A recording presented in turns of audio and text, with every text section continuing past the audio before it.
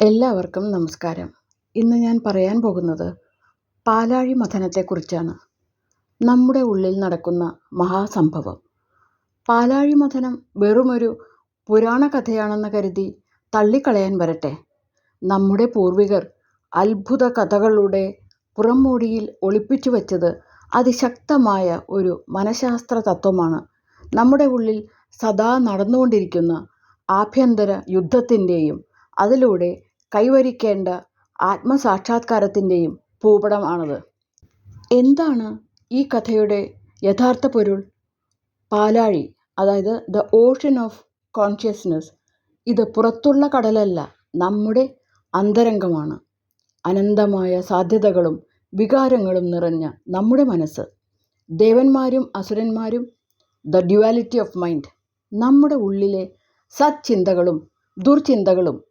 ഈ രണ്ട് വിരുദ്ധ ധ്രുവങ്ങൾ തമ്മിലുള്ള വടംവലിയാണ് ഓരോ മനുഷ്യൻ്റെയും ജീവിതം. വാസുകിയും മന്ദരപർവ്വതവും, ഡിസയേഴ്സ് ആൻഡ് ഇൻ്റലക്റ്റ്. കയറായ പാമ്പ് നമ്മുടെ ആസക്തികളാണ്.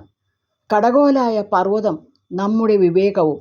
ആസക്തികളെ നിയന്ത്രിച്ച് വിവേകത്തോടെ മനസ്സിനെ മഥിക്കുമ്പോഴാണ്, ധ്യാനിക്കുമ്പോഴാണ് മാറ്റങ്ങൾ സംഭവിക്കുന്നത്. കൂർമാവതാരം, ദ പവർ ഓഫ് ഇൻട്രോസ്പെക്ഷൻ. വികാരങ്ങളുടെ വേലിയേറ്റത്തിൽ നമ്മുടെ വിവേകം താഴ്ന്നു പോകാറുണ്ട്.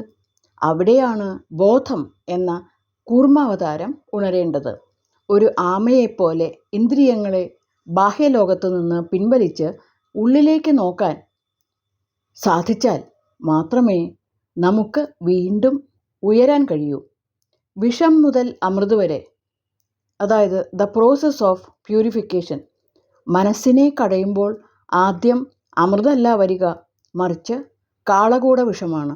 നമ്മുടെ ഉള്ളിലെ അസൂയയും ദേഷ്യവും നെഗറ്റീവ് ചിന്തകളും ആദ്യം പുറത്തു വരും.